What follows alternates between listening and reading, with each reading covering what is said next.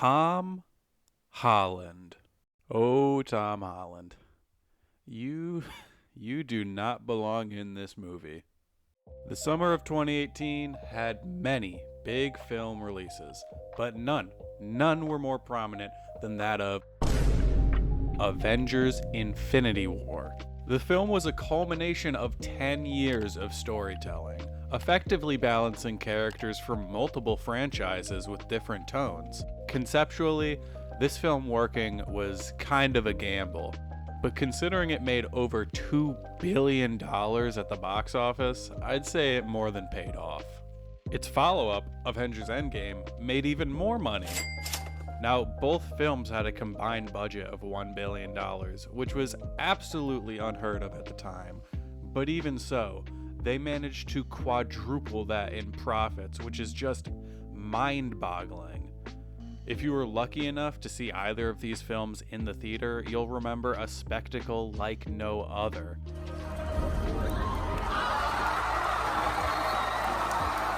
You know, kinda like a roller coaster. There's no doubt that Kevin Feige had absolutely knocked it out of the park. But honestly, these films likely wouldn't have been half as good without their directors, Anthony and Joe Russo. From humble beginnings directing Arrested Development and Community, these brothers had become the minds behind the highest grossing movie of all time. As Endgame slowly trickled out of theaters and onto streaming, the world was waiting to see what the Russo brothers had in store next. The Gray Man. The Gray Man sucks. Just another addition to Netflix's assembly line of mediocre action movies. Not that you can see any of the action, considering that this movie seems to be edited by the Taken 3 team. Besides the obvious implication that Chris Evans clearly had fun making this movie, it is a complete waste of a talented cast.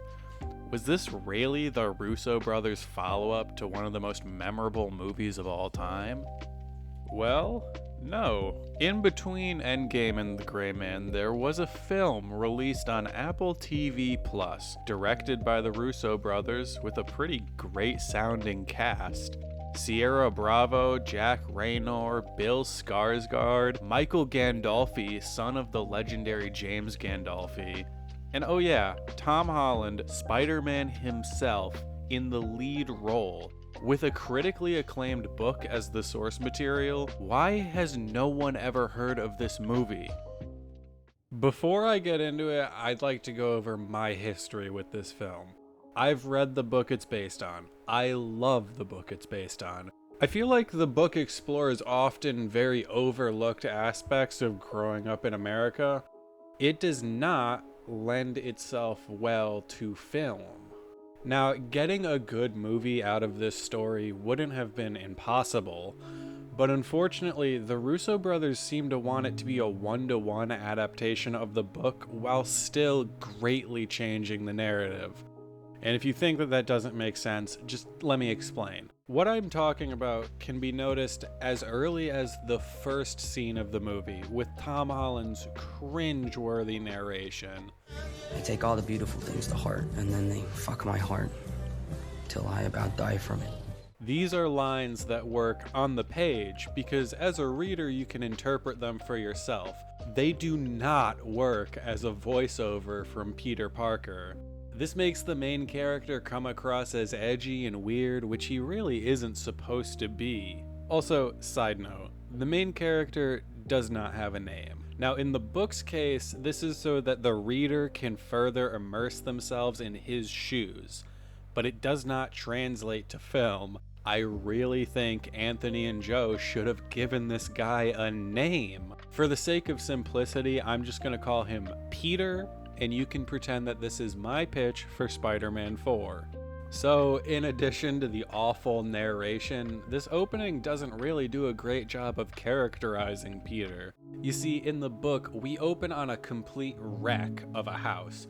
Peter is getting a needle ready for his girlfriend Emily, and their dog is just running around rampant.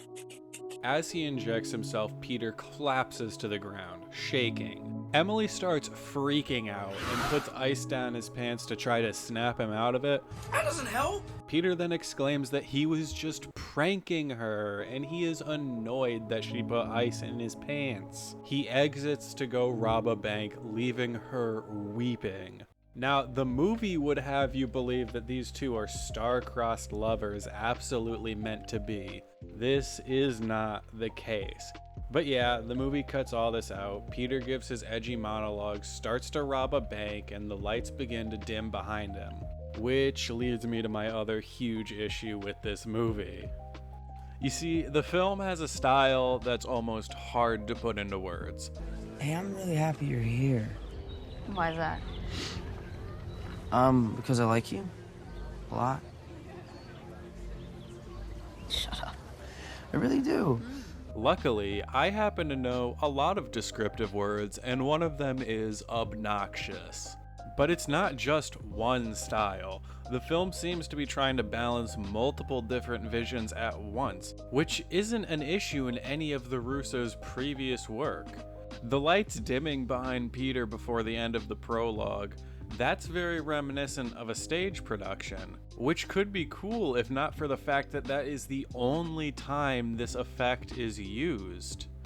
The film also utilizes fourth wall breaks, and I'm not talking about the edgy narration from earlier. I mean full on looking at the camera, She-Hulk attorney at law fourth wall breaks. More combat I missions. want to get the fuck out of here.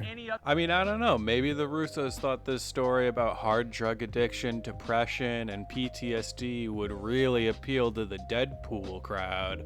So the movie is essentially trying to be a mashup of Deadpool and Requiem for a Dream, which A, sounds like a terrible idea, and B, is mildly uncomfortable considering the book is based off of the author's real-life experiences. But overall, the biggest issue that this film's style suffers from is what I call the Sherlock problem. I'm not stupid. You're a very stupid little boy. Being so overproduced at every turn that the actual goal of the story gets lost in needlessly flashy visuals. A lot of these scenes could be really touching or moving, if not for the fact that it's so in your face about being a real movie. I mean, it's like after directing 4 Marvel movies in a row, the Russo brothers just had this intense longing to be taken seriously, and they just fell flat on their faces. I wish I never told you I was leaving. It actually seems like a lot of their fans think of this as an Oscar snub, but honestly, I can't think of one aspect of this movie that rises above mediocrity. If there's anything in this movie that could be award-winning, it's Tom Holland's performance, but it's so weighed down by the Russos' aggressive stylistic choices and pretty terrible script. You're in my English class. I know. Which is really unfortunate because in other scenes you can tell that he's really trying. There's other aspects of the film that are definitely annoying, but I don't really have much to say about, like the Family Guy cutaways or how the aspect ratio changes for like 30 minutes. But there's one clearly deliberate thing that the Russos chose to do that I simply cannot wrap my head around. He robs banks in the movie, right? But if you look at the names of the banks, they're all like The Bank or Shitty Bank. I understand what's being said here, like, oh yeah, this guy's fed up with the system, but I was kind of able to piece that together from the bank robberies.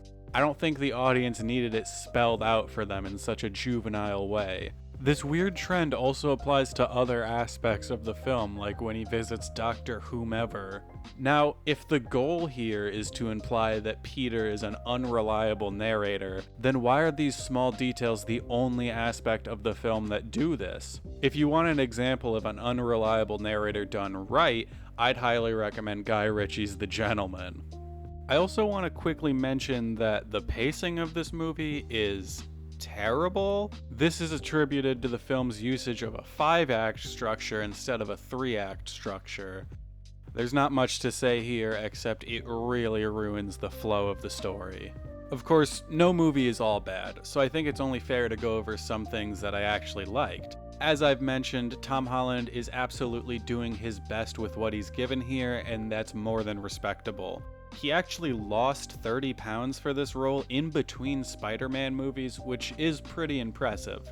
The supporting cast is also really great. Sierra Bravo has a great screen presence. I really wish Michael Gandolfini was given more to do. Do you want me to punch this guy in the dick? No, Joe. Jack Raynor's character has a great contrast to everyone else in that he's not miserable. Unfortunately, Bill Skarsgård was actually cut out of the film.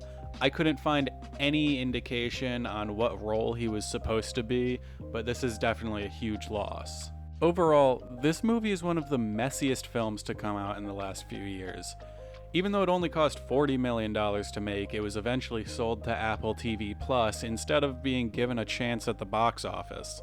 This makes sense. Despite starring and being directed by big names, I feel like this movie is basically inaccessible to the average moviegoer.